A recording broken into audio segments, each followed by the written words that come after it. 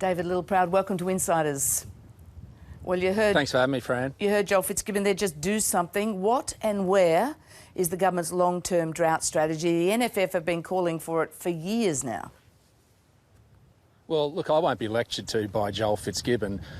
This crowd voted against the Future Drought Fund, a $5 billion future fund. But where's your long-term drought that pays strategy? a dividend, the good and bad. Well, our drought strategy has, for the first time in our nation's history, Fran, a centrepiece, a $5 billion future fund that pays a dividend in the good and bad. But that goes on top of the $2 billion we're putting out in the here and now. We are doing something here and now, and we can't be lectured to by people who voted against that fund, that politicised the misery of Australian farmers. And it took a change of leadership of the Australian Labor Party for them to come back after the election and vote for that. This is a centrepiece that gives us to have a strategy for a long-term solution, but we've got to work in the here and now, because the pain, as the Treasurer and I saw, is there for those communities and farmers, and this drought is escalating. Our response, and as one of my mayors put it, is like going up a set of steps. As it increases and as the drought escalates, we need to take another step. And we've continued to take another step as the drought escalates, and we don't have all the answers. If we did, we wouldn't go on tour, and it'd be good if the Labor Party went out and did a fair bit of the touring that we've done. They'd get an understanding that as this drought evolves, so too does our response. But isn't the point that you keep taking another step when the drought hits? NFF and farmers have for years now, because I've been talking to them for years about it, saying we can't just have a response when the drought hits. We need to get out ahead of this. We need a national drought strategy, and we still don't have one. And now you seem to have sectioned it off to the NFF to give you one. No, with respect, Fran, we have had a drought strategy. In fact, there's been a drought policy, a bipartisan drought policy since 1992. The Prime Minister called a drought summit, and from that, a drought strategy has been formulated. We have our own drought strategy. And well, out of respect, if you'll let me finish, we've also made sure that has a centrepiece, a $5 billion centrepiece for the future. But the refinement of the programs is about making sure that the $2 billion that we put out now, we continue to work through with industry to understand that they are hitting the mark. Not just industry, because it's not just farmers that hurt, it's also small communities and those businesses that hurt.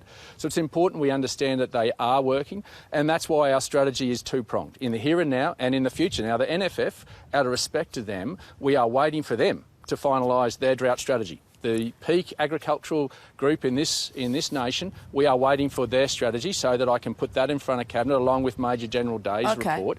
There is nothing in Major General Day's report that we are not already acting on, and we will continue to make sure that we work with the states, because it is not just the federal government's responsibility, it is also the states government's responsibility, and it needs to be a whole of government. It's not just about agriculture, it's health, it's education, it's infrastructure, because this is the complexity of drought, that it's not just farmers, it's the small business owners, it's building that infrastructure to build the resilience into the future. OK, so that's talking the talk, but what about walking the walk? Because you mentioned the drought coordinator, Major General Stephen Day. He handed his report to the government almost 6 months ago.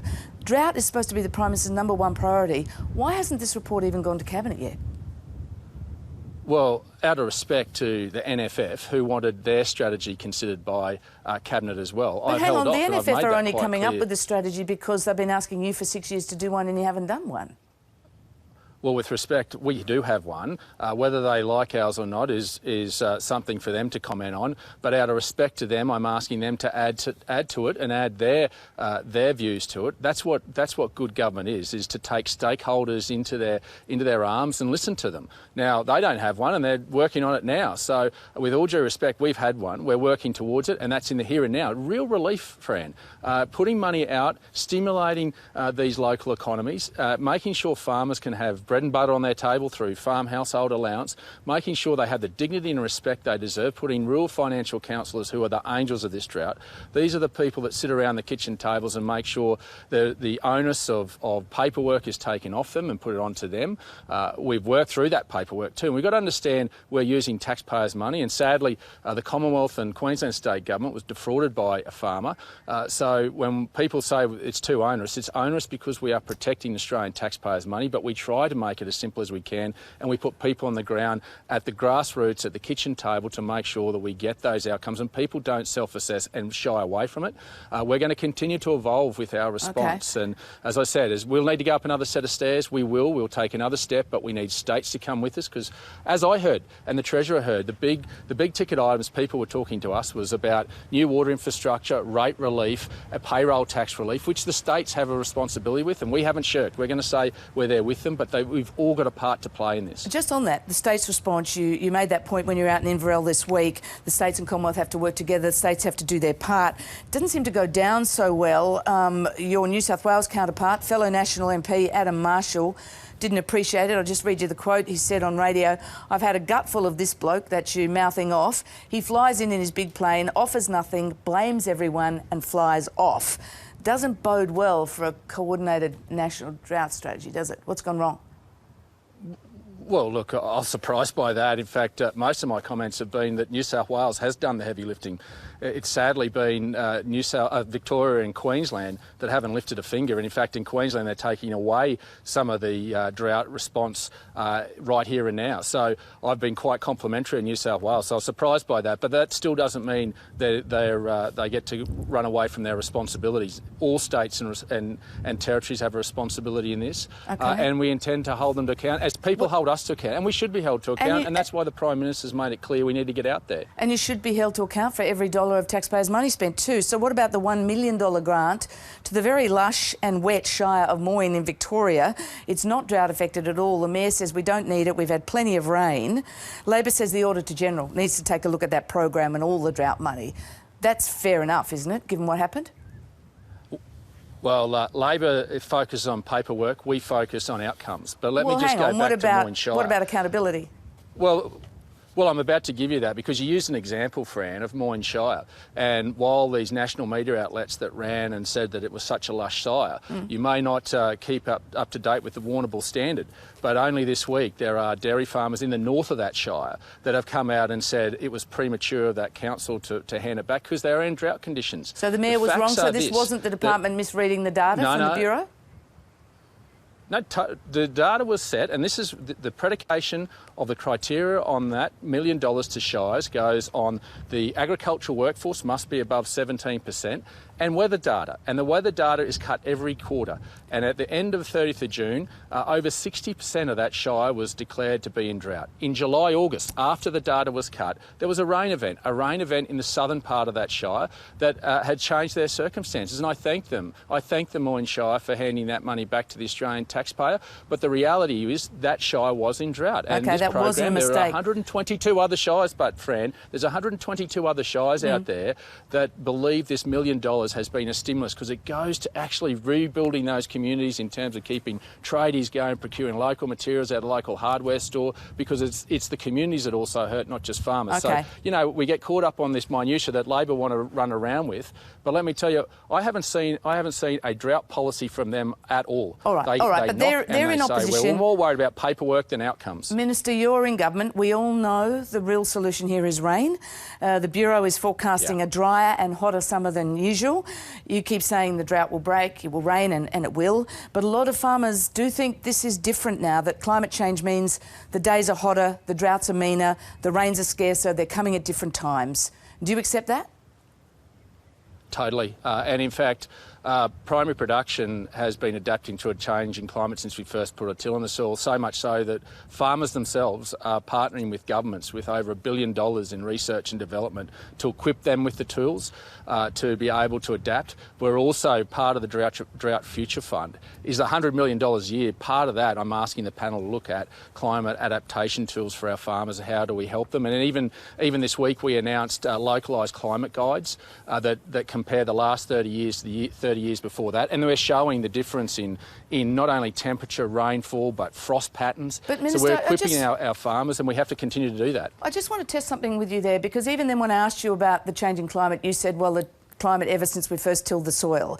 But the Treasurer, who was out with you this week, he conceded that this drought is linked to climate change. So do I. Well, we accept the science around climate change. We accept that it is part of what is happening here today. Man is contributing to that, and the science has told us that. So you accept that? Totally, 100%. You can't run away. I live it. I mean, this drought in my electorate alone has been going for 8 years. The reality is we can't run away from that, and we simply have to get on with it and equip our farmers with the tools and our communities with the tools to be able to adapt as best they can. We've got a responsibility to face up to try and reduce our emissions, and I think we've lived up to our international commitments that we're going to. And in fact, we're going to see 33,000 gigawatt of renewable energy put on in the next year or so, and most of that will happen in my own electorate. We actually want to become the renewable energy electorate. Western Downs Shire is screaming at me to become the renewable energy shire of the country with solar and wind. I have geothermal and gas. All right. The Treasurer has been on the drought tour with you. He said he's going home and he's going to talk to the Prime Minister as a matter of urgency to come up with some more spending. What do you think the priority should be? More direct support for farmers, more support for the small businesses in these struggling drought areas?